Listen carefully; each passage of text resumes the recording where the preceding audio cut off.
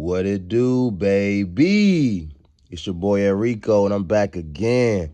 This time, came to holler at y'all about Game 1 of the NBA Finals last night, man.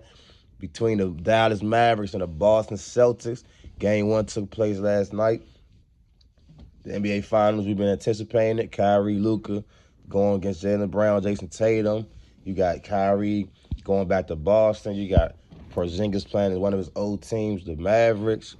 You know what I'm saying? It's a lot of dynamics, a lot of storylines. But Game 1, the Celtics came out and took it to the Mavericks, man. They won Game 1, 107-89 to start the NBA Finals with a 1-0 series lead with an 18-point lead in Game 1. And it was a great game at first. For the first 6 minutes, I think after like 6 minutes, the Mavericks was up.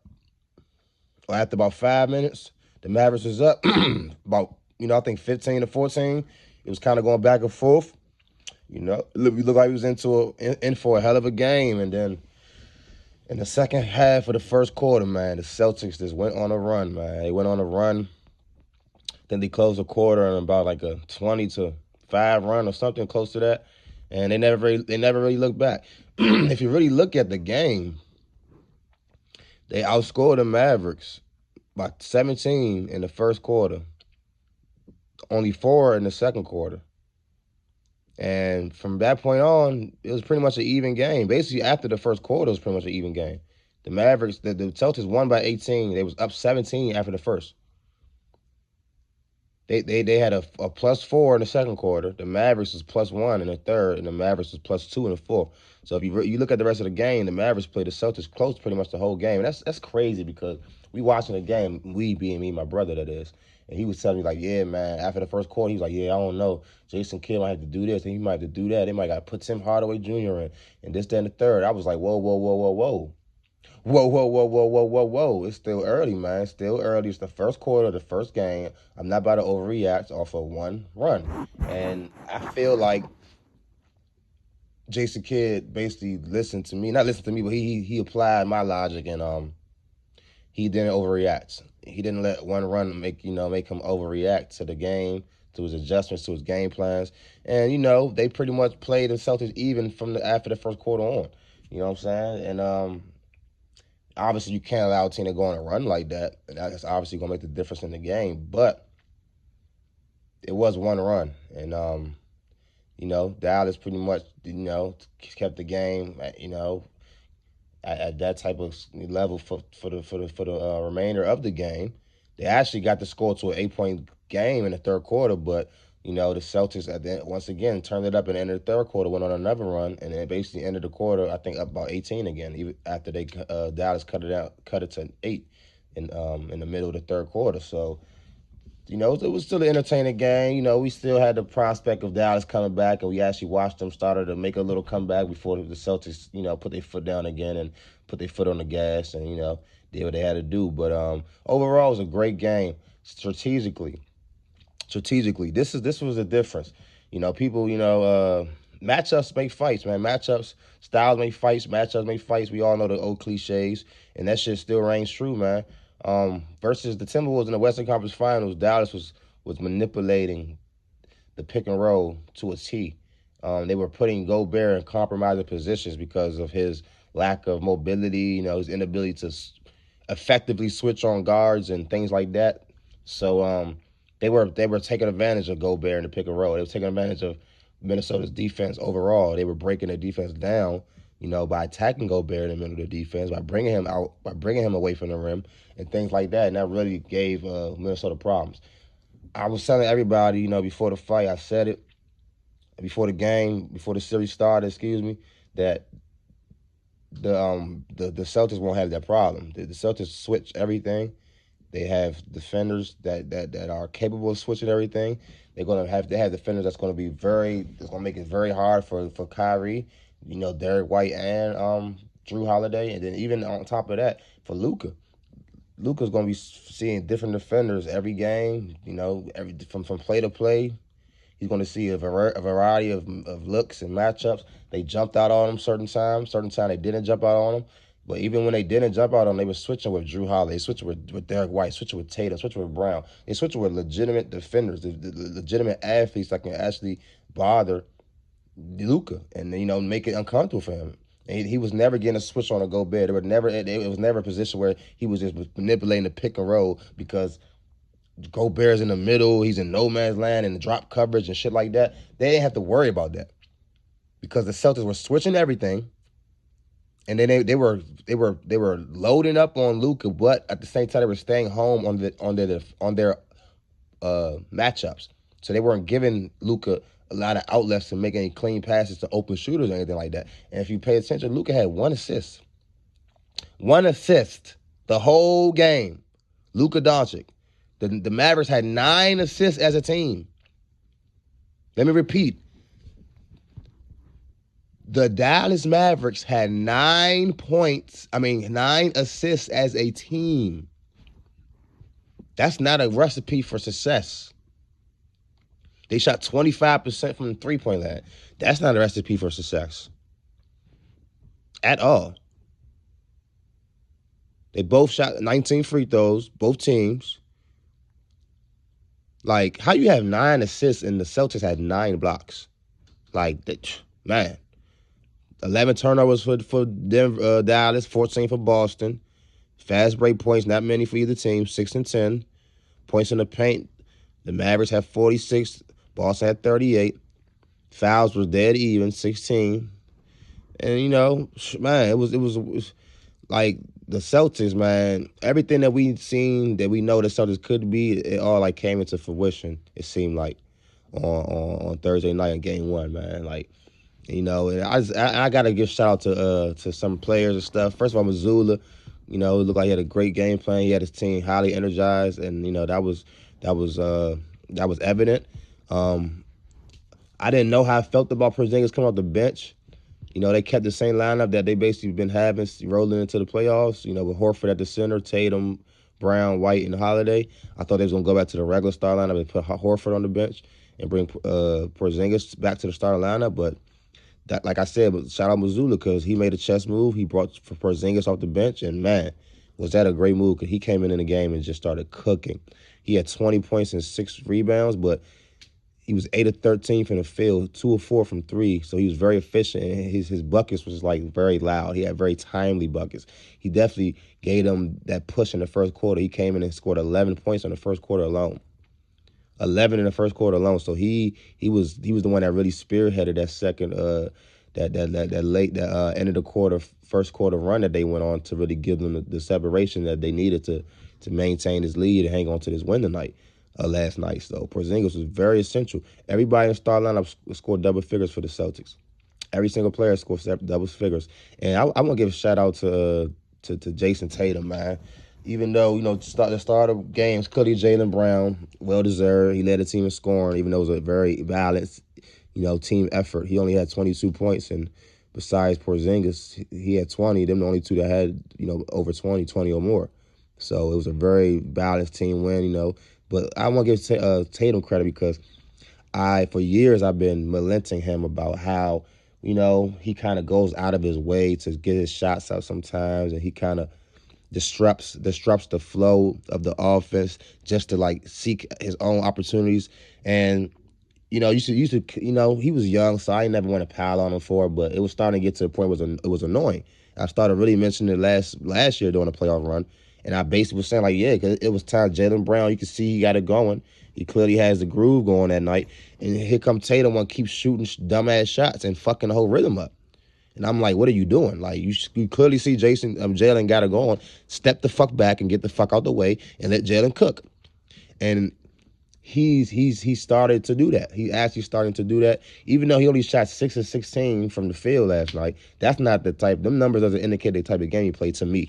To me, he played a very good team game. He took most of his shots was shots that it was in rhythm, was in the flow of either his flow or the flow of the offense.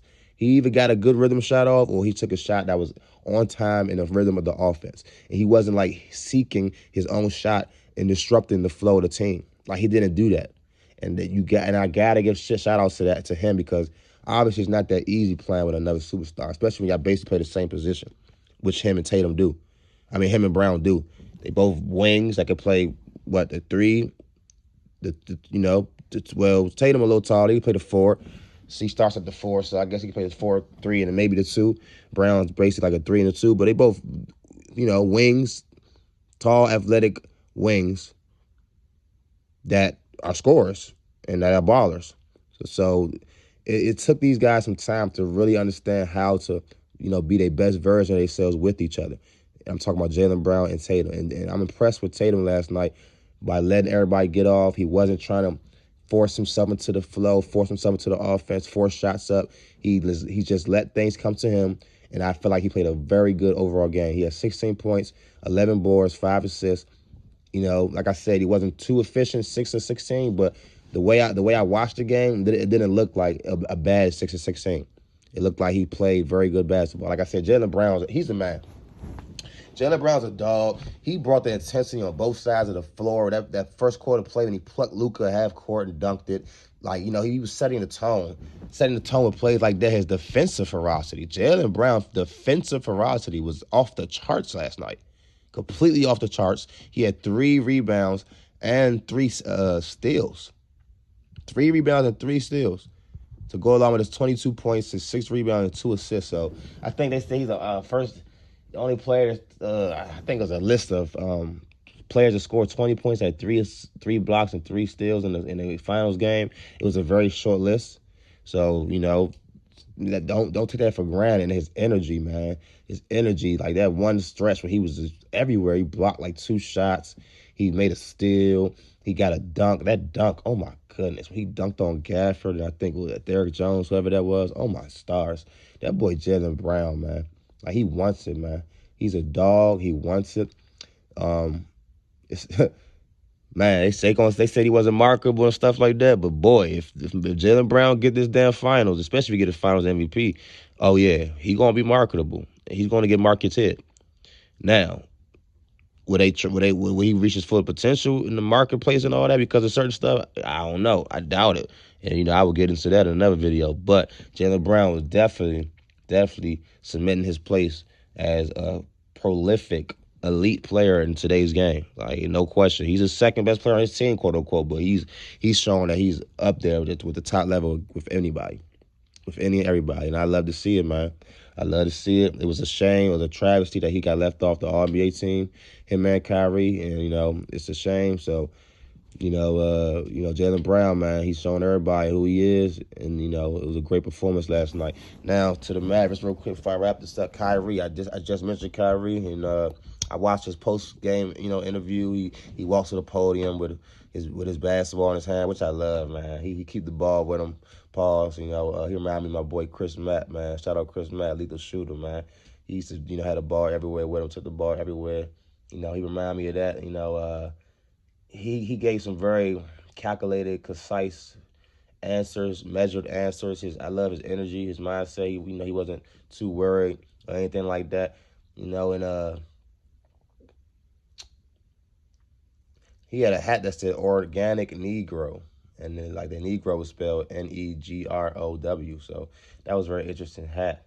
And things like that, that's the reason why Kyrie, gets the type of attention he gets, man. The negative attention from the press and the media, because he is such a strong black man that knows who he is. And they try to paint narratives to make him look so bad all the time. It's sad, But Kyrie, my favorite player, man. Kyrie Irving, you my favorite player in the league right now. You got love and support out here, man. Don't worry about that. Kyrie losing his last 11 straight in Boston. I don't love that. I don't love that at all. I don't like that. Ever since he stepped on Lucky, man, the leprechaun, it definitely hasn't been going good for him. But man, this year of awakening, the year of reckoning that 2024 has been. I'm telling you, I just have a feeling I know Kyrie is going to have the last laugh in this situation. I don't know why I feel like this, but I don't really feel like it. I just think it.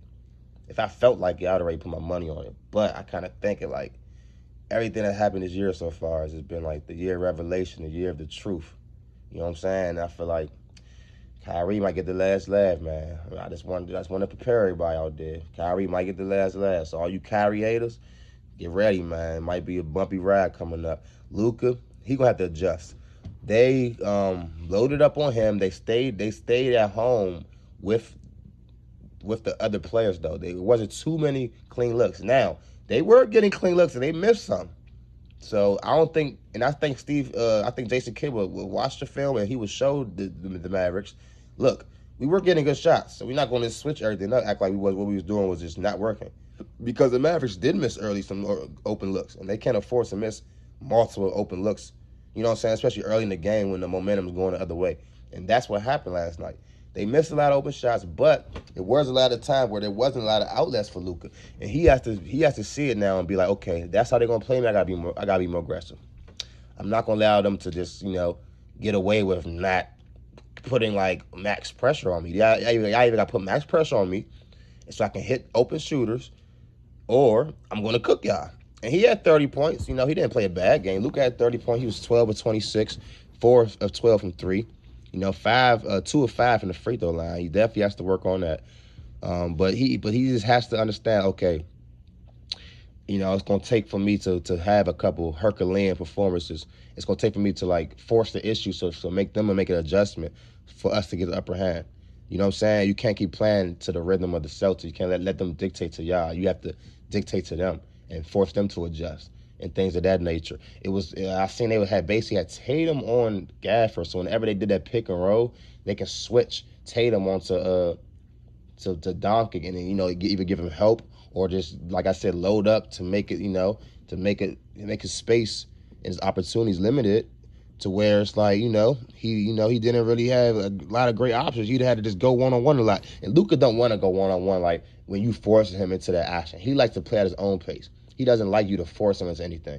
So that's why he wasn't comfortable attacking in them situations last night. Now, after he watched film and he make them adjustments, I guarantee he's going to be ready to attack them situations in game 2. But Luka, you got to make that adjustment, because it's going to take a lot for you to make it to wait for y'all to win this finals, apparently, this series. Because y'all going up against a juggernaut, man. The Celtics, man. Porzingis came back right in time. He gave them a spark that they needed. He was smiling, just laughing, running up and down the court, had the crowd hype. It was crazy, man. Kyrie, like I said, you 0-11 in Boston. The last 11 visits, I don't love it. You were 6-19 from the field, 0-5 from 3, which is horrible. I'm going to chalk that up to a bad game, Kyrie. I'm not going to make that the end of the world. But the fact that you lost your last 11 in Boston is a big deal, man. That's definitely an eyebrow raiser. And if you don't get it together game 2, it's going to officially be a panic time. It's going to officially be a problem if you can't play good in Boston, man. Because eventually y'all going to have to win one there if y'all plan on winning a championship, obviously. So, game 2 is coming up Sunday night, man. Y'all already know Thursday, Sunday thing, game 1, game 2.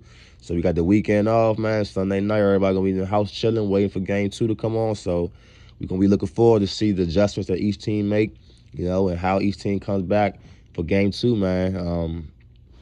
Yeah, man.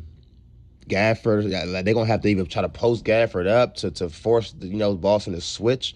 Because they can't, for them to put Tatum on Gafford, that's disrespectful. But Gafford is not that type of player. He's not an offensive low-post threat, so I don't really see him doing that. But, doing something like that will force Boston to make their adjustments. So this is all about matchups, all about adjustments. You have to force the other team to make an adjustment. Because if you just keep letting them play whatever style that's being effective for them, they have no reason to adjust. So Dallas going to have to figure something out. But yeah, man, it was a hell of a game. Game 1, Jaylen Brown, shout out, man. He coming with a vengeance. Pause. He's showing up to let everybody know that he is the man. That he's not just a Robin. He could be Batman if he needed to. And yeah, man, the Celtics came out game 1 and punched the Mavericks in the face, man. So we're gonna see how game 2 come out. Game on Sunday night, like I said. Appreciate y'all for tapping in. It's your boy Rico. Like, comment, subscribe. Anything and everything helps my page grow. I appreciate it all, man. All the comments, all the likes. And if you like my page, like my content, give me a subscription out there, y'all. Appreciate it, man. I'm going to bring y'all some more videos coming up soon, so be on the lookout. It's your boy Rico. Make it y'all best time. Until next time. Peace.